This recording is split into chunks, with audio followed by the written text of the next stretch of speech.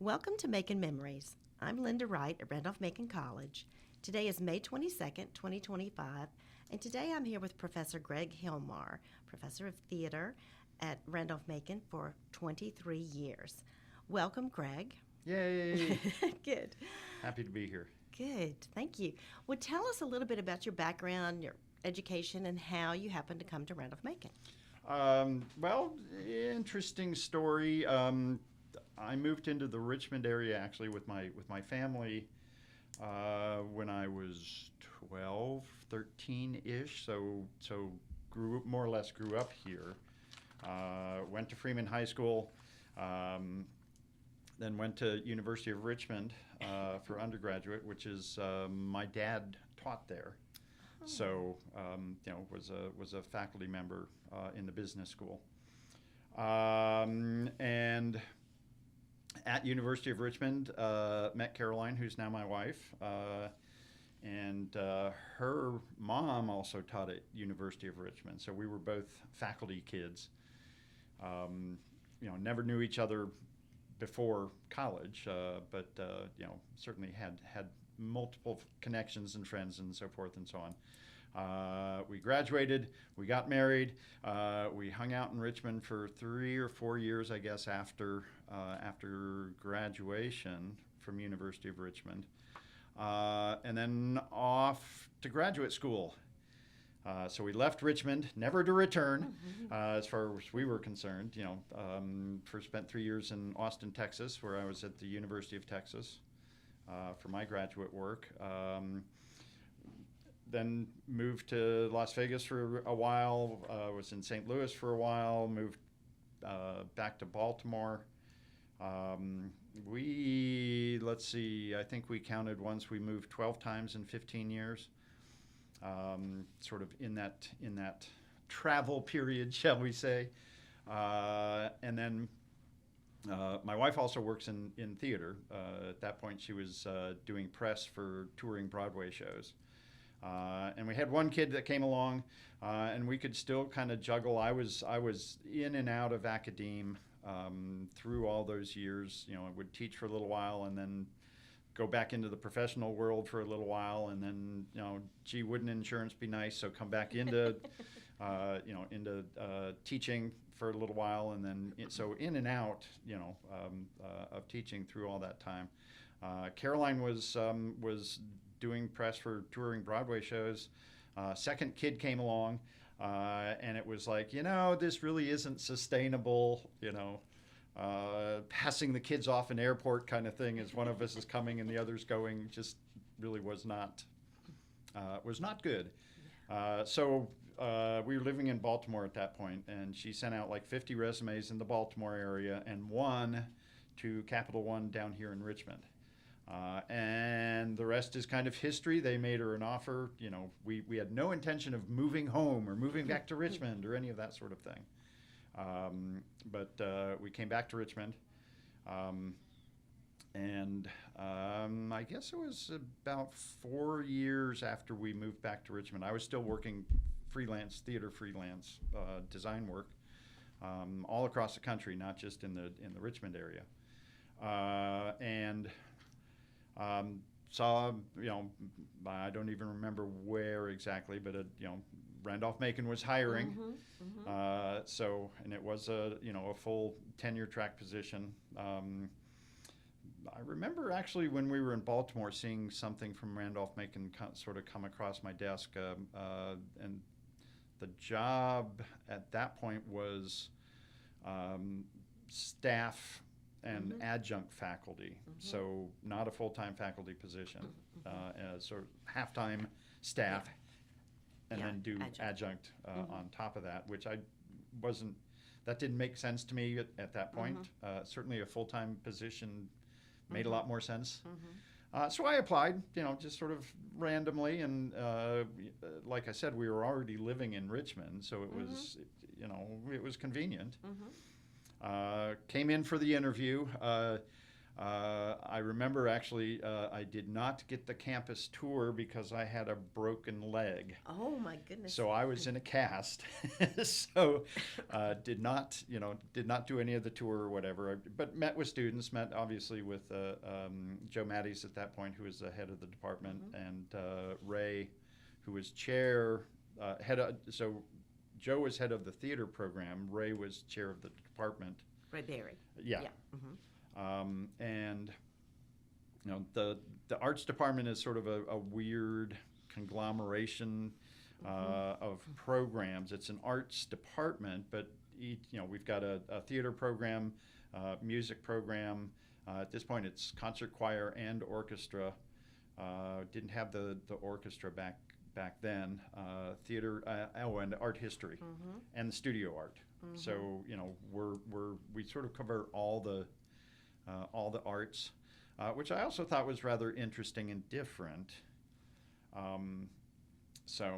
Also worth mentioning, actually, that in the interim, once we moved back to Richmond, I had been teaching. I was a sabbatical replacement and then adjunct and guest designer at University of Richmond.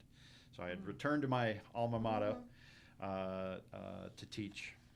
Were you a theater major at University of Richmond? Yeah. Right. Speech communication and theater. The department was a combined department back then. So. And then your master's was in theater design. Yeah, theater design. Yep. Great. So you interviewed with Joe. Joe Mattis was head of the theater department. Was it just the two of you at that time when you were hired as full-time faculty? Right. Yeah. Which was again kind of interesting. Just as a comparison, at University of Richmond, there are 7 faculty and staff that do what I do by myself here. And yes, it's a different economic ballpark across the board. Interesting side note: they weren't when I was going to school there. It was it changed dramatically. Yeah. So the idea that there were just 2 of us basically doing everything. Had some both appeal and holy cow, what have I gotten myself into kind of thought. But Joe and I formed a really good partnership, and I think the way that we approached doing theater and what we wanted to do in and with theater was very similar. So we were very simpatico in every way. So. Great. So tell us a little bit about what you wanted to do with theater and what you did. So I think one of the strong points, certainly with Joe's early, what he was doing when I got here was students taking large roles, i.e. being a playwright, being a director, being, and yes, they acted, in shows, but it was really that sort of take control and make theater, that they were given permission, if you will, to be able to do that, which is again kind of unusual, but certainly worked pretty well. There were some obvious, real triumphs and some obvious real failures in students that didn't quite get there. But by and large, I think most of so Joe would direct at least one, usually 2 shows a year, and then senior projects would be another 1 or 2 shows a year, depending on who was coming through and that sort of thing. And then, of course, we did Christmas Carol every year. So talk about that. Was such a tradition. Which was always great, and always chaotic and fun. And we'd close the last show of the fall. We usually did. Joe also had a very strong connection with surf and students doing the summer research projects and so forth. And usually those were shows that were designed, directed, produced by the students, over the summer. So instead of presenting their research on research day or whatever at the end of surf, they do a full production. And often we'd hold that over and play that like on family weekend or something. So it was the first show of the semester. And then we'd do a second show that usually right before Thanksgiving, would play for a week, that Joe usually directed, though not always. Actually, the very first show that I designed here in the fall of 2002 was a student-directed piece. So, and then we do Christmas Carol, sort of after Thanksgiving, and depending on the time, we might have a week, or we might have 2 weeks, or we might have, because you had exams to fit in there too. Right. Yeah.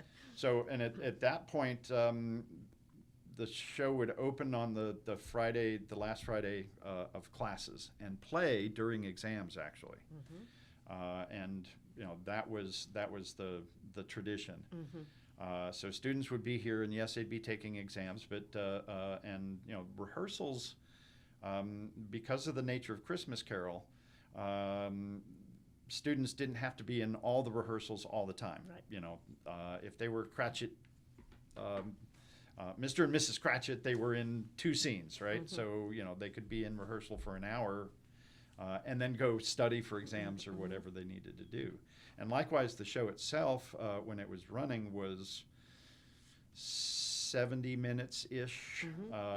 So it would not take up their entire evening, so they could, do a show and then go be studying for exams and that sort of thing. It never seemed to be a burden in that kind of way, even though we were definitely playing, during that exam week. That was the way it was set up. So we did that for 10, 12 years. I'd have to go back and count when Joe retired. And we did Christmas Carol one more year after Joe retired. And then, the person that replaced Joe came in and was not at all interested in Christmas Carol, no way, no how kind of point of view. So we stopped doing Christmas Carol until this past year. Yes, where we have hopefully revived for another 25-year tradition of doing Christmas Carol. The difference now is administration won't allow us to do Christmas Carol during exams. So we have to do it the last week of classes and be done with it, before exams. Okay. So that's a change. That's and what that does is sort of cut down the amount of time we have to put it together. And we have actually moved our fall show earlier in the semester.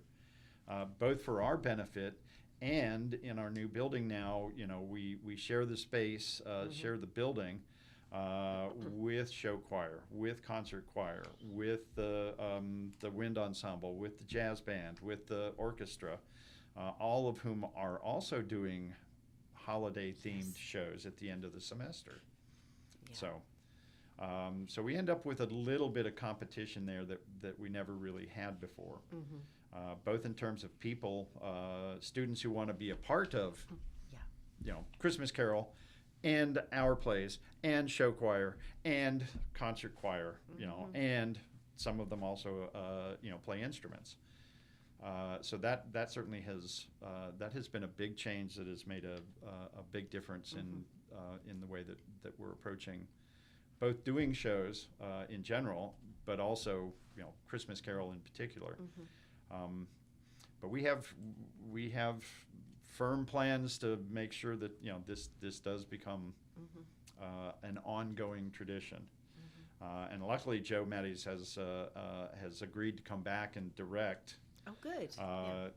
So he was in, of course, this past year, and has has expressed interest in continuing Oh, to, that's to great. do that. Yeah, which is Yeah. really wonderful.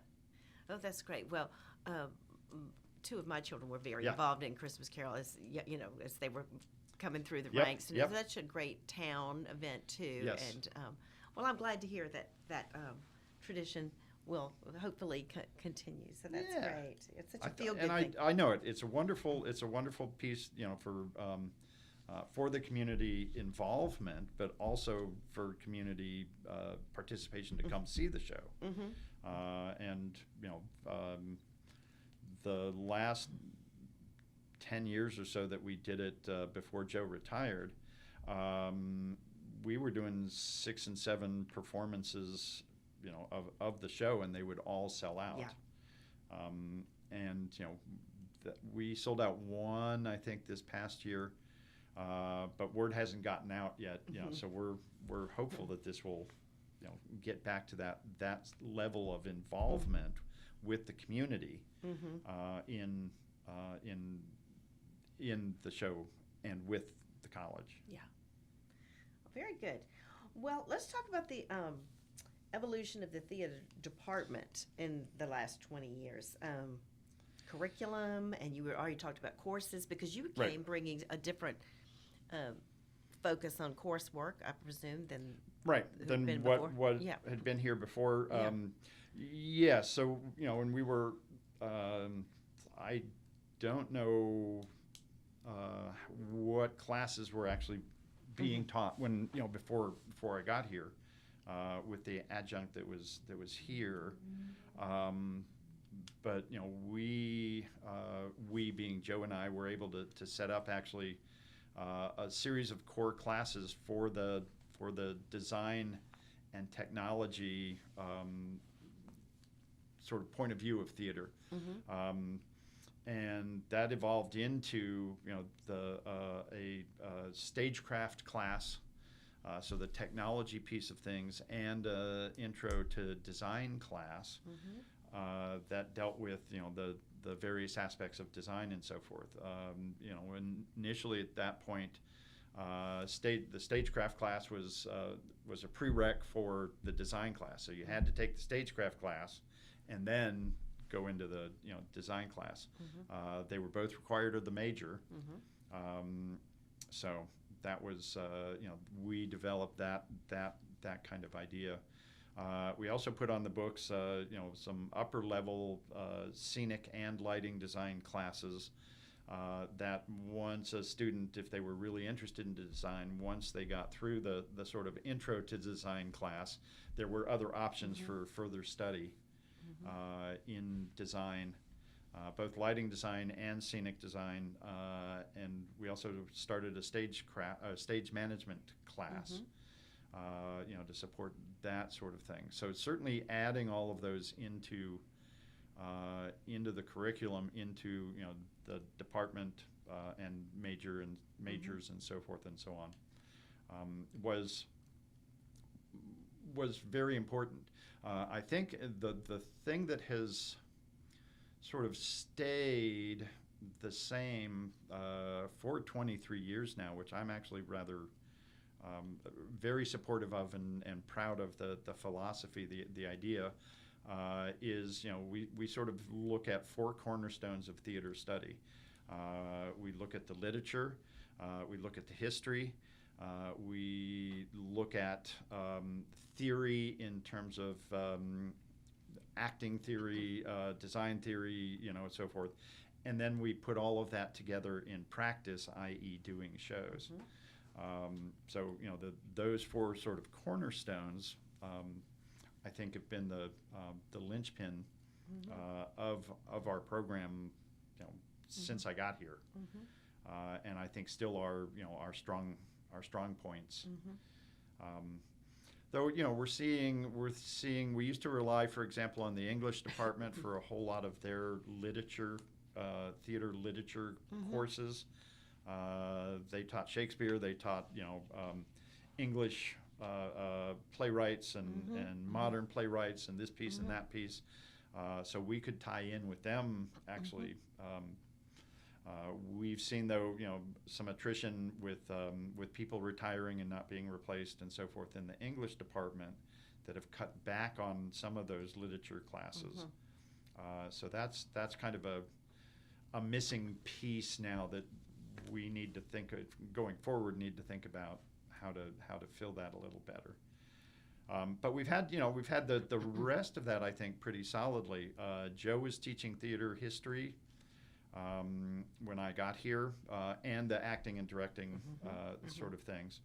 I came in and I was doing an intro to theater, which is not for majors. It's designed specifically for non-majors, but it was always a cornerstone, actually.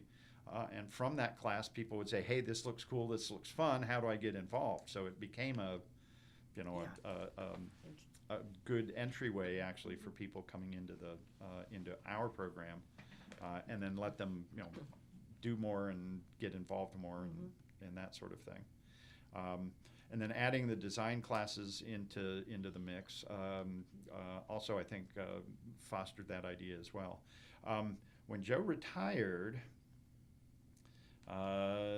the person brought in to replace Joe expressed no interest in teaching theater history, which meant that I needed to actually pick up the theater history piece of things. Wow.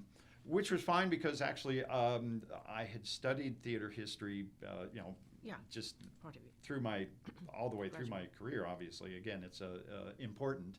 And actually, my dissertation advisor was Oscar Brockett, who is known worldwide as a theater historian.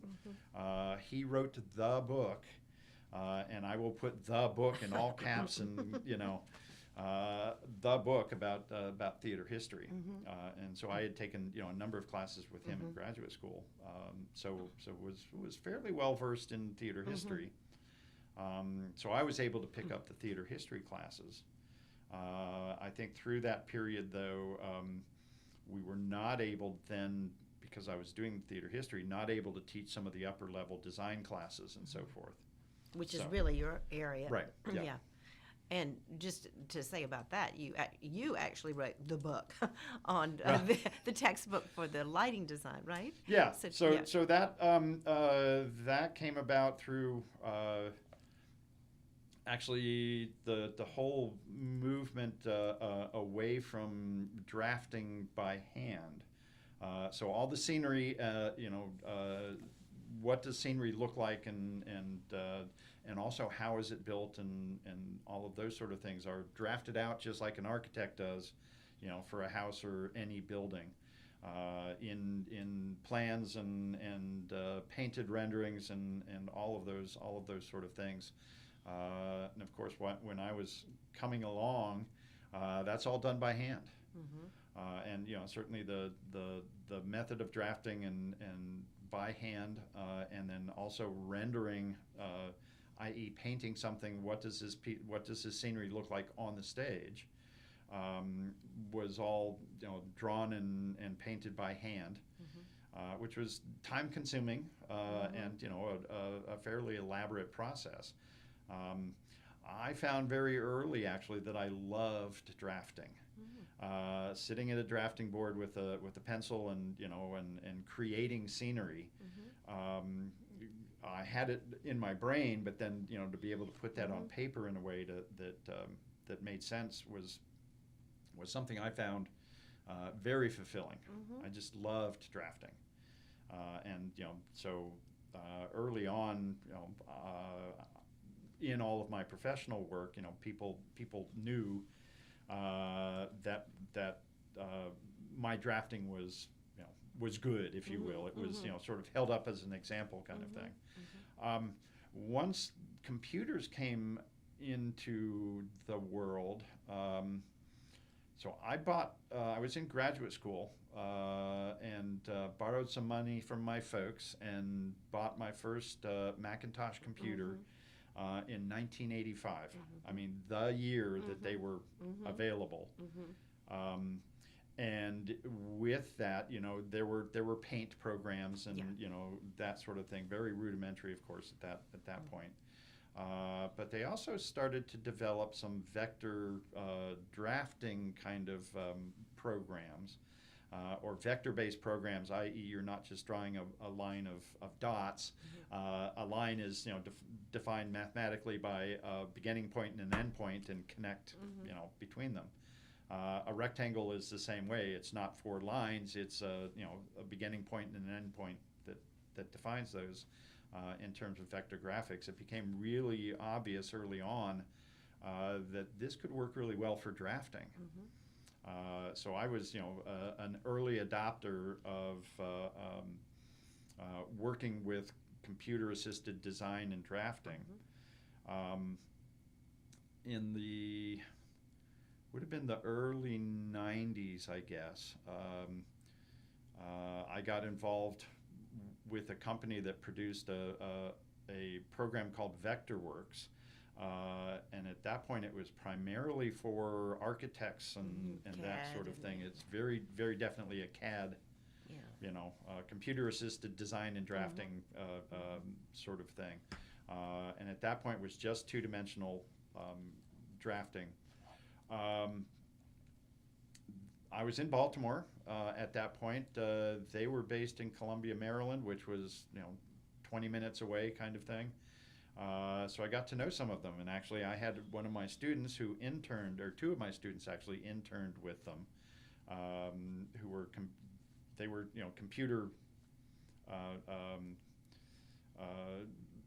based people anyway, and doing theater, and went to work for this company.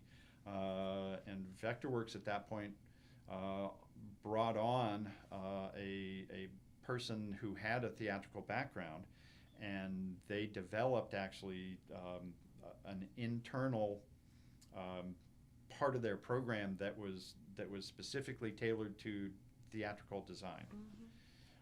And they're even still the only major CAD software that includes specifically theatrical design in that. So I got to know these folks and working with them. They started inviting me to go with them to conventions and to user groups, and I would do demonstrations of how do I use this software in theatrical applications, and that got to be a very popular sort of thing where people were asking them to bring me to do these demonstration kind of things, and we would go to the theatrical conventions, United States Institute of Theater Technology, which is the main sort of theater interest group based around theater technology, which I'd been a member of since the mid-'80s or thereabouts. So it's a very, very prestigious and well-known organization. They would do a yearly convention, a national convention. And so I'd go with the Vectorworks folks and work in their booth on the convention floor and do demonstrations, and so got to be known very much as sort of the voice of Vectorworks to some extent.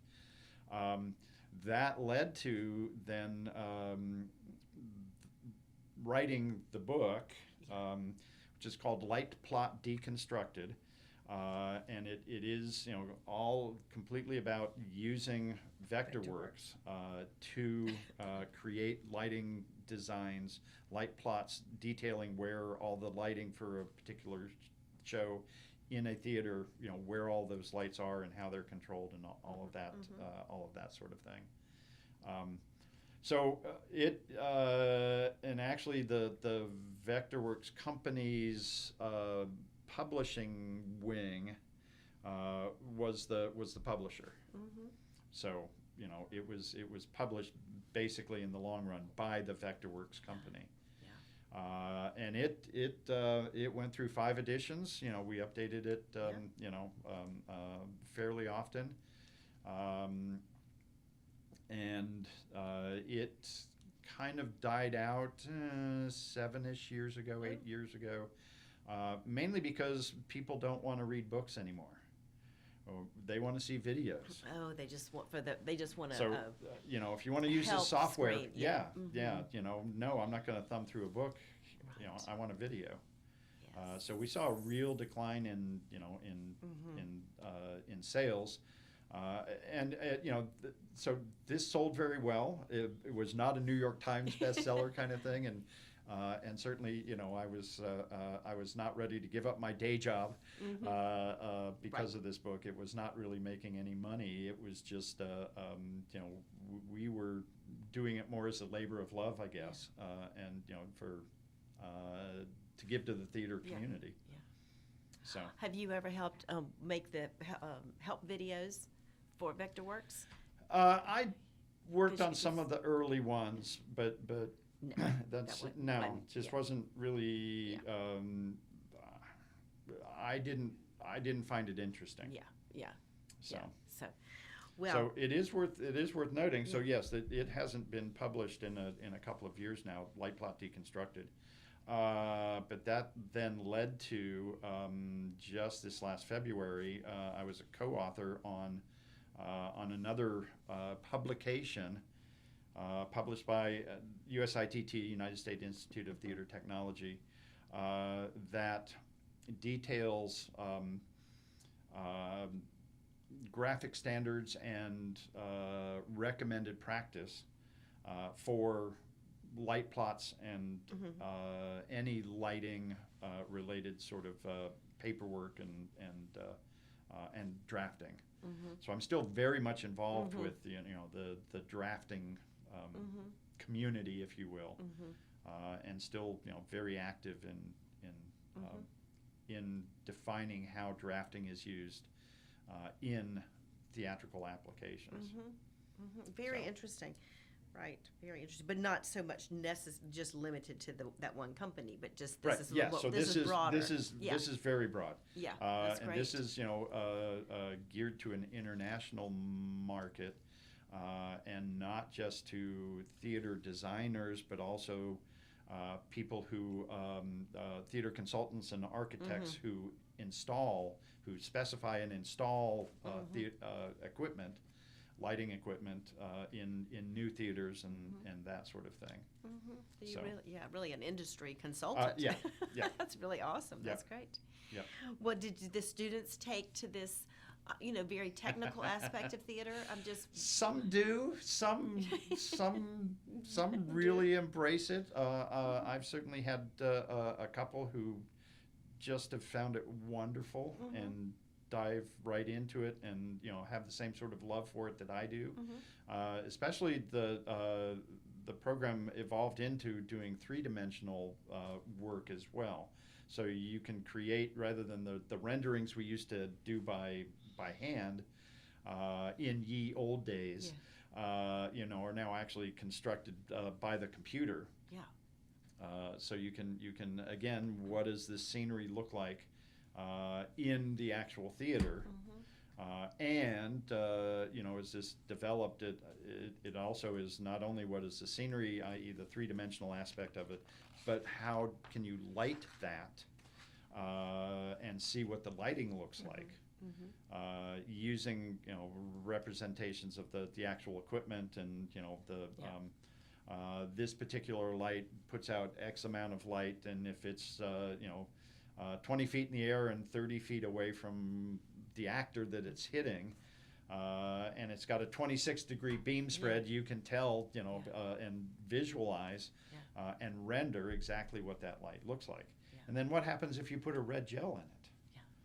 what's You that know, look like?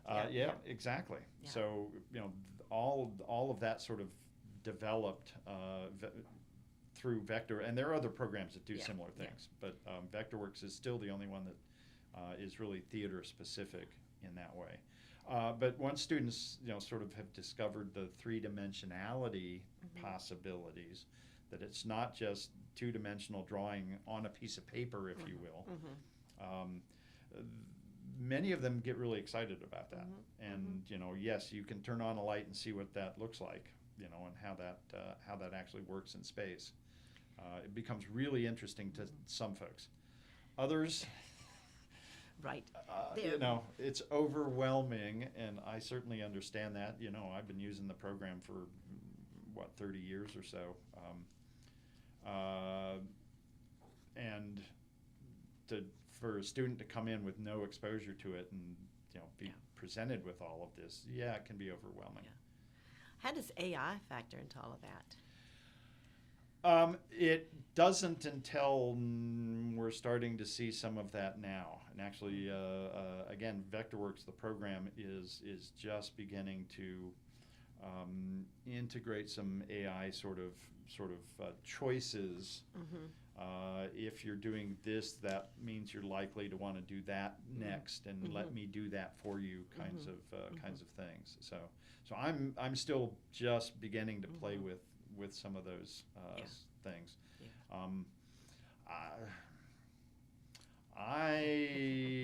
Something yet to be determined, I guess. Yeah. I like to make my own choices about what I want something to look like, not let somebody else or something else, sort of determine what that is. So I'm waiting to see, whether this will be helpful or not. And as long as you have the option, I mean, that's the way it is in so for library resources. As long as you have the option of using it or not using it, right? Or you use it and you see what the hallucinations are. No then kidding. You can turn it off, or that sort of thing. Well, that's just a whole other topic. Yeah. I did want to ask you one question. I want to get back to then I want to talk about some live performances that the students have done, some of your favorites. But I did want to ask you about the major. I noticed in the catalog that the major changed from drama to theater. To theater, yes. Tell us about the philosophy behind that, or if there's any significance. I think our idea was theater sounds more production related. Theater sounds more yes, we're studying the theory, but here's the practice side of things. That once Joe retired, we as a program were sort of moving more towards that as a goal. That the productions really were the cumulative sort of projects and cumulative point of everything else that we're doing. Drama we tend to think of that as more literature and theory kind of situation, as opposed to theater being the practice. Yeah, because you could study drama and not ever see the production. You could read and I see. Interesting. Well, I did want to talk about some theater productions through the years. Live theater is exciting because it is live. Yes, it is. It's an unpredictable element. You never know what's going to happen. So I'm sure some things have happened. Theoretically, through lots of rehearsal and other we hone things down so that in the performance, at least, under normal circumstances, there aren't any surprises, right? And yes, we always want the audience to feel like this is the first time that these characters are going through these actions, even though we as an audience know, yes, this show's being done, 8 shows a week or whatever, in a professional situation. And you can go back and see a show many years later. But the conceit is still those characters are doing these things for the first time. So theoretically, we want to give the same performance. Each performance stays the same. Now there are changes. Audiences laugh in different places, or laugh more, or laugh less, or responses are different. That can change the timing. That is something that actors actually are trained to adjust to, and so forth. But it's again, theoretically, there's no change from one show to the next in terms of the way the show itself runs. And we all know that there are situations where that doesn't happen. Whether it's an actor forgetting their lines, which unfortunately happens all the time, especially with student actors. It's unforgivable to some extent in a professional situation for that to happen. Yeah. And certainly could be a firing offense if professionally, but we're training students. We're teaching. We're not doing the same kind of production that a professional company would do. That's not our goal. So yeah, sometimes students forget their lines. They forget where they are. The analogy I always use is if a actor stops paying attention to the character and to the other characters around them, they forget what's going on.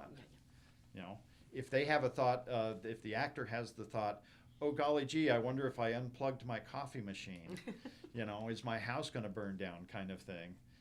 While they're on stage, that takes them completely out of the character and out of the thought process of the character. And it becomes actually, in that case, very easy to forget and lose track of where you are. What's happening. Right. Yeah. So that, teaching that kind of concentration again is part of what we do. But certainly there have been lots of instances where an actor has just gotten completely lost. That the character just goes right out of their heads and begins to and they lose the line and they can become just completely lost. And that happens. And then what needs to happen at that point is hopefully the other actors on stage at that point can move it forward. Try to remind the other guy where they are and what's going. By saying a keyword or repeating something or moving forward. And hopefully they can jump back. Exactly. Yeah. And that happens all the time with student actors, and even with some faculty members who so all of our shows anybody can audition for. Not just we mentioned that with Christmas Carol that we have a large community involvement, but it's true of any of our productions. So we've often had faculty members be in shows and that sort of thing, and some of them also don't necessarily get their lines down word perfect in that kind of situation. So I've seen students get lost. I've seen faculty get lost. So that is it happens. Have you had many staff members participate? Faculty, I can think of Don Pulaski. Yeah, Don he's been in several has shows. been in many shows. Now I'm blanking on her name. Shotwell was her last name. Oh, Jennifer Shotwell. She was in it. She was in several shows with us. And Maria Scott, when she was here, was in several shows and directed actually several shows. Okay. And taught over the years. drama, literature. So we've had a good number of faculty involvement. Staff, yes, but it's mainly been Christmas Carol. So and again, whether they're the third charitable gentleman or whatever, or one of the Cratchit family, or kids of staff and faculty have played a huge role in Christmas Carol, but not so much in other shows. Even though the shows are, auditions are open to anybody. I think that's great. Yeah, So. yeah. That's very good. So they, like I said, I've seen some of them lose lines, as well. Yeah. Stage managers who are calling the show, so once all the light cues are defined and sound cues are defined, and how loud they are and when they play and so forth and so on, it's then the stage manager's job to actually cue all of those things. So there's somebody sitting, with the script in front of them and calling cues. Light cue 37 go, so that the go happens on the correct place in the script and based on the action and so forth and so on. And that can get really complicated. And certainly I have seen some stage managers who get lost, in the complication. Others have been just wonderfully excellent. And we've had some great stage managers come through. But that is certainly somewhere else where failure to follow through, failure to stay involved and keep attention, can be detrimental. And sometimes the audience would never notice, and sometimes it would be me sitting in the theater writing notes furiously to no, you missed that cue. It's supposed to happen here. Sort of thing. With the audience, and not necessarily. Often, yeah. Goes Often, right over. Yeah. Yeah. Unless they've seen They the would. show multiple times, right? Right. Or unless it's really, really obvious, like a blackout that doesn't happen or something, something major like that. So we see some of those kind of mistakes, if you will, and again, most of them evolve back into paying attention, staying engaged, staying involved. So. Well, let's talk a little bit about your service to the college. You've been here for 23 years, and most of that time you have served as faculty marshal, I believe. Yes. So tell us about seeing you with your, we'll have to say, I want to paint an image of your cowboy hat with the academic tassel. With the tassel, I do need to say that. Yeah. And tell us about your experience as faculty marshal. Which, of course, being a graduate of University of Texas, the hat sort of grew out of that, and yes, with the tassel and the whole 9 yards, instead of the little square mortarboard thing that many other places use. And I'm sure academically, University of Texas probably does not condone the cowboy hat as a fitting sort of chapeau, but nonetheless, it was a staple of mine for my entire career. So I know that my first 2 years, I'm going to say that I was here, I was doing summer theater, and because which I did for more than just those first 2 years, but because our semester ends so late because of J-term, we don't start until mid-February, which pushes our commencement and so forth late. Many summer theaters are already in operation, by the time we even finished or not finished with classes. So the first couple of years I was already obligated elsewhere. But so it was maybe my third year here that I volunteered to be a marshal. And so the college has 3 elected faculty marshals that the faculty elect, and they rotate through the head marshal, the associate marshal, and the assistant marshal positions. And then there's a whole host of volunteer marshals that help line up the graduates and make sure everybody's in the right order, and that they march when they're supposed to and know where they're going and where they're sitting, and all of the sort of nitpicky little details. That once I got into doing it is basically the same as herding actors around on stage. So the skills are the same. As, you're a stage manager / production manager, managing the commencement as an event. Yeah. Which I had a whole lot of experience doing. Mm-hmm. So I started as a volunteer marshal. Did that for a couple of years, and then was elected. And again, I don't remember when I was first elected, but it was within the first 4 years of being here, and unfortunately, the year that I was elected,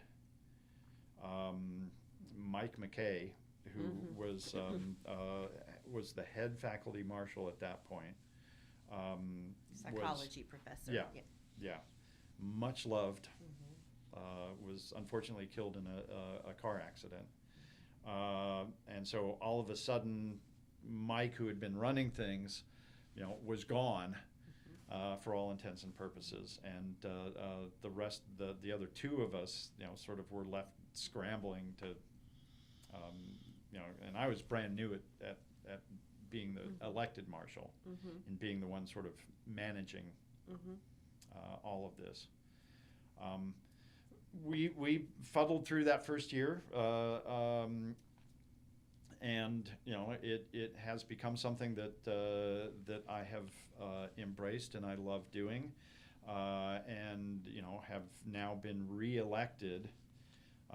It's a 3-year cycle. You get elected as the assistant, and then the next year you're an associate, and the next year you're the head marshal, and then I would get re-elected as the assistant again, right? And for at least now 5, maybe 6 times, so 18 years of being an elected faculty marshal.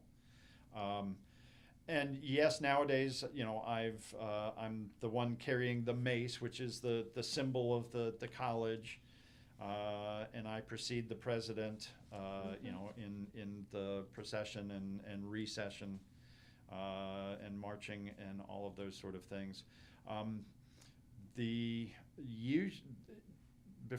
Before Mike passed, the head marshal carried the mace, so it would rotate for depending on who it was. And my understanding is actually Gregg Dougherty, who was in the history department. Classics. Classics. Yeah. Traditionally carried the mace for many years. Oh, so I'm not sure. Didn't know that. Not the marshal necessarily. Right. They just appointed person to Right, carry it. Right.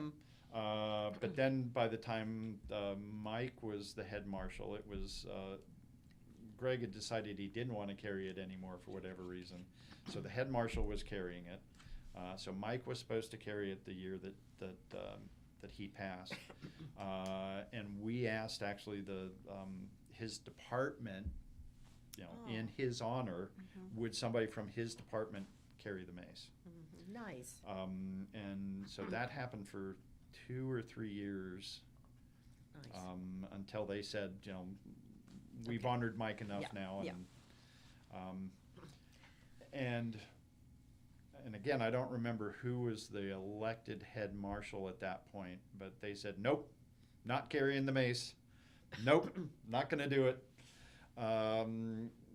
So I said, okay, hand me the mace, I can do this. And then the next person, whoever that was, said, nope. So it just evolved into, regardless of which position I was in, that I carried the mace now for many, many years. It's also convenient because we have a faculty marshal who's at the top of the ramp, and with the list of names of who's graduating, and the provost is reading their names. So the provost and I actually, I can be at the top of the stairs with the list. I know who the next person is, check their name off as they're standing there, so that, when the provost reads the name, Yes, it's the right person. Go ahead. Yeah. You know, or if it's not the right person, I'm right there next to the provost, and you know, we communicate. Yes. So that Yeah. so that the provost knows not to read that name or Right. or Right, whatever. Right. If somebody's a no-show, Yeah. for instance, Yep. or that sort of thing. Wow. So that puts me up there. You know, carrying the mace Yeah. allows me to be do there. that next job as well. Yeah. Well, you've done it with distinction, I'll have to say, for many years, and thank you for Yes, that. That was you great bet. service. So I will say the cowboy hat ended up being retired. So I've not worn the cowboy hat in quite a number of years. Oh. It unfortunately, through age, has developed some Oh. some holes. Oh. Makes Okay, it was less it than, so, less than desirable. Yeah, Okay. yeah, yeah. Well, I have so to. I haven't worn that. I'll have to pay attention. I just had a good memory of you. Yeah, in yeah, that. Yeah. Oh, I loved it and thought it was great fun. Well, other service to the college. I think this is correct that you were the academic programs task force. You served on the academic Yes. programs task force of the strategic resource allocation that we had back in 2022, 23. Yep. That was a huge commitment. That certainly was. A year long. Would you want to That talk about certainly that was. experience? I think the outcome was not anything any of us expected, but for me, the process. So what we did was, every department, and this was every academic department was the task force that I was on. Every staff and other, program in the college also Yes. did a sort of assessment, if you Yes. will, of themselves. What we did on the academic side was then force, and I will use that intentionally, force ranking of programs into one of 5 categories. And the structure of this was not ours, and we did actually, we're not really overly happy with the enforced structure, where literally 20% of programs had to be in the excellent category. 20% had to be in Right, whatever right. the we're forced into that 20% sort of thing. We did not care for that at all. What I found though was working with my colleagues on that committee, the level of commitment to the college, the level of commitment to the academic programs, the level of commitment to the idea of the liberal arts was so strong and so impressive, that all of us would want to pay attention to those kind of aspects, where it wasn't the scientists wanted just this, and Yes. This was only the sciences are important, and nobody that we were working with thought that way at all, which was just wonderful. Yeah. And to come to understand and then to be able to talk about each of the programs.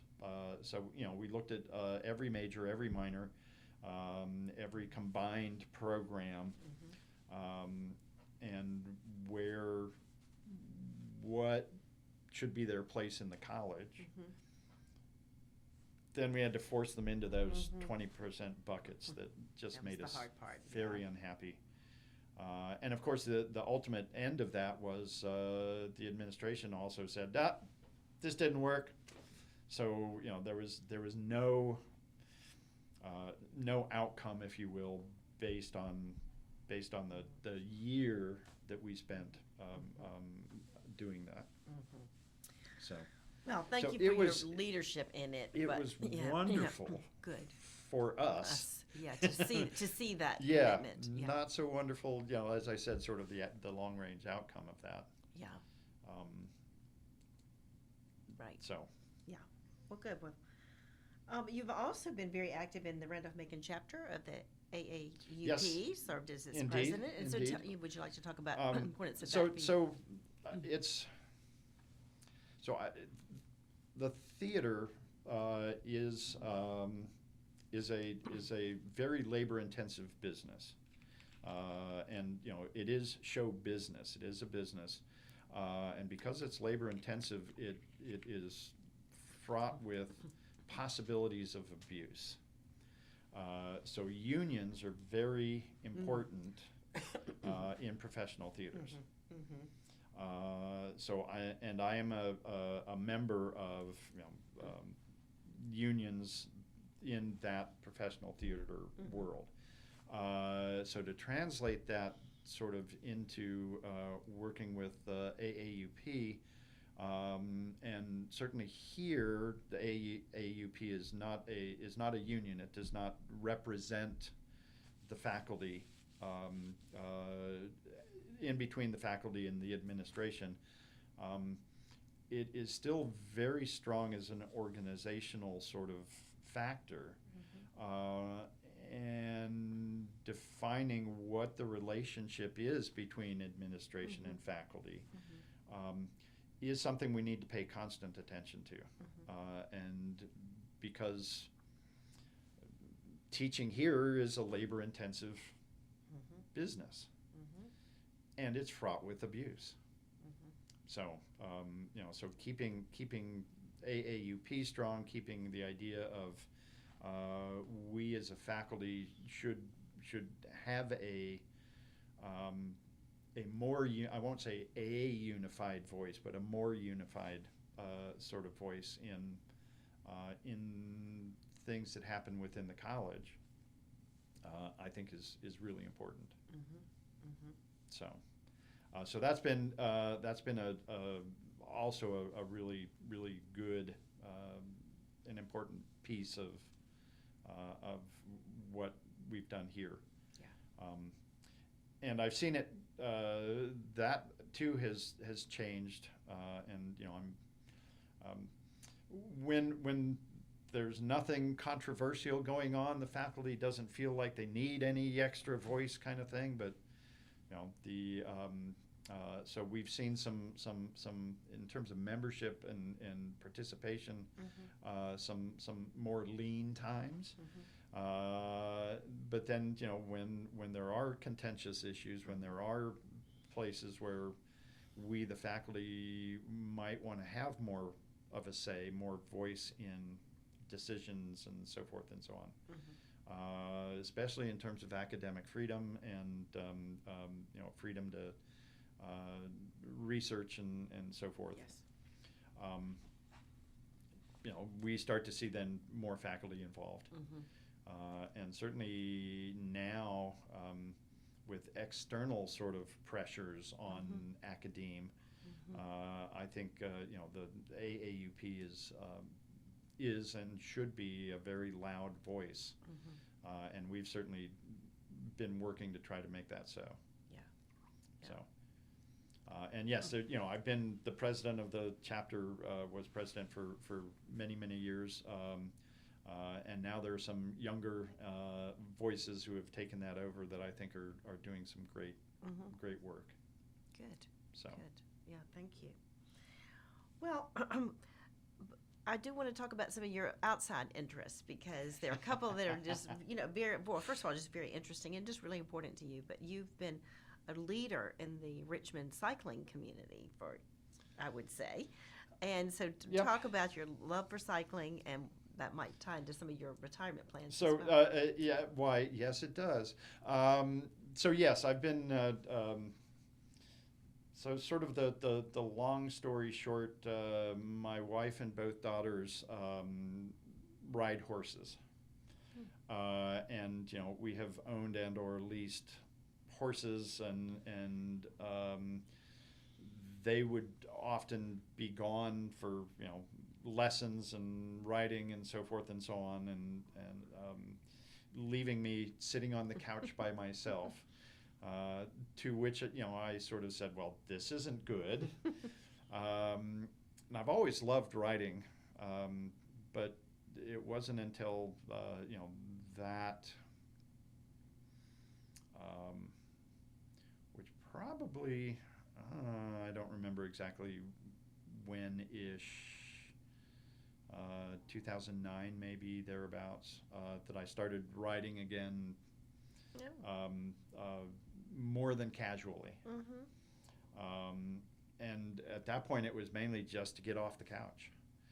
And I very quickly, though, discovered the Richmond Area Bicycling Association, and rides put together, for specifically for new riders, and working with people that that took on new riders and do group rides and all of that sort of thing.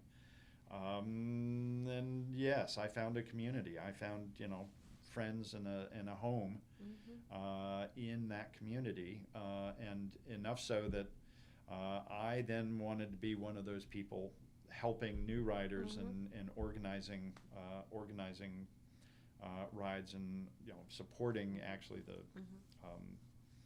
the greater Richmond cycling community, as well as RABA. So RABA is a club of about 1,000 members. So it's large, and no, we don't all ride together at the same time, but there are rides going out every day, and most days 2 or 3 times a day from somewhere in the Richmond area.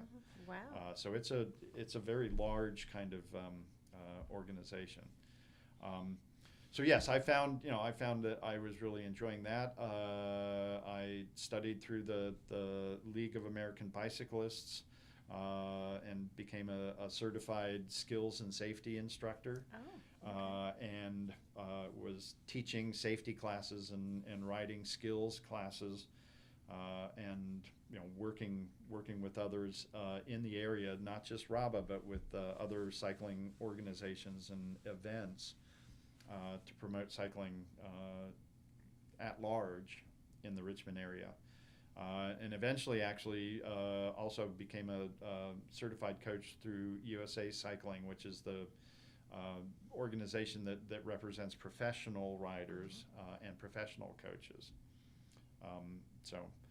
Wow. But most of that was again to help other riders, help people, and just ride as we go. That's great. And so I'm sort of life and health changes have changed this a little bit, but until last October or so, I was averaging about 100 miles a week on a bicycle, and didn't think twice about jumping on a bike and riding from Richmond to Williamsburg and back, Right. which is 102 miles if you stay on the Capitol Trail, or doing other 100-mile rides. Were just part of what I did every month or so. Yeah. So. Well, So I've great. been very active in that, and I run during the summer a training team that I work with another coach, where the idea is, we'll start riders doing 25 miles rides, and then build them up to doing 100 miles by the 12 weeks later. Wow. And it's a structured training and coached sort of situation. That's So. great. When do either of your daughters or your wife ride Nope. bicycles? They stick with the horses. They're still on horses. Yep. Okay. Yep. All right. Well, at least all of you found your community, found your people. That's good. Yeah. Well, the last thing someone mentioned that I did want to ask you about is your other hobby of beer brewing. Another hobby. You might have more than that. Yes. So tell us about that. That actually, and I should say I haven't brewed anything in several years, but my interest in brewing beer goes way back to right after I got out of college. I had another theater buddy who I was doing a lot of work with, and he brewed. So he and I started, brewing together. He actually for a while left doing theater and was the brewmaster for Legend Brewery. Oh. When they first started, when there was Right. nobody else When in the all- yeah. yeah. Before all the microbreweries yep. really kicked off. Yeah. Yep. So he and I were brewing back in the early '80s, doing things together. Headed off to graduate school, and all that travel. Didn't do any brewing until I sort of landed back somewhere where we were staying for a while. Started brewing again, and yes, I very much love the process of cooking up beer. Starting with literally just the grains, and cooking all of that up, and then it goes into carboys and ferments and so forth and so on. So I'm brewing 5-gallon batches basically. And I'm particularly interested in stouts and porters, so darker beers, not IPAs or whatever. And at that point they were not readily available anywhere else. Legend, yes, has their Legend Brown and the porters, and they were doing some things, but what has happened in like the last 10 years is the explosion of the microbreweries, to where I find I don't need to brew because I can find what I want, already done for me. Yeah. And it's a very labor-intensive process. Yeah. Sure. And certainly just the cooking it up is takes a day. Yeah.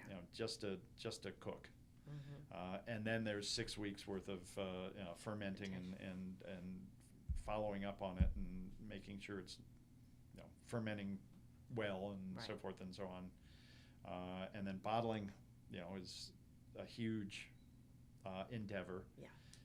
Enough so that I actually eventually stopped bottling and just started kegging. Yeah, I was going to say, can you do 5 gallons? Can you just leave it in it? Yeah, that's what I was Put it in a keg, and I Yeah. actually had a refrigerator, that was the beer refrigerator that had 3 taps on it. So, rotated various beers in and out of the refrigerator. Yeah. So. Well, good for you. So well, loved it. Well, maybe I maybe love it'll the be process. something. Yeah. But you can go for a 100-mile bike ride and go get the beer you want, and There you that'll go. be a little bit easier. Yep. Well, Greg, any other stories or memories about Roundup Macon you'd like to share? Nothing that comes to mind particularly. Well, I will mention actually. So when I first got here, Tom Inge and Tom Porter were both, still very active members of the faculty, and they, Tom Inge in particular, had known family my wife's father. My father-in-law had been the dean of students at VCU. Oh. Way back when, and also taught English there, so Tom knew him very well. So coming here and finding that connection was very cool. And then Tom Porter actually used to tell me that he was offered a job here, and he was offered a job at University of Richmond. And this was, in the 60s, before the Robbins money showed up at University of Richmond. Yes. And he chose to come here because he thought it had a better chance of success than University of Richmond did, which makes me chuckle quite a bit.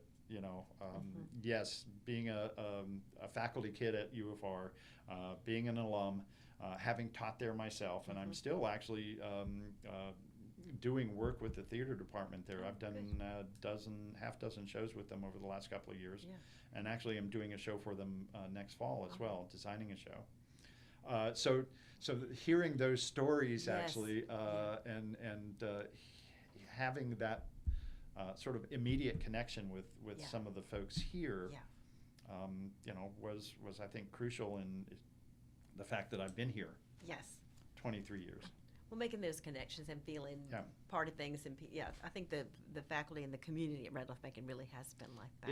It's an incredible strength of this place. Yeah. Absolutely. Yeah. Well, Gregg Hillmar, thank you so much for coming in to Making Memories. My pleasure.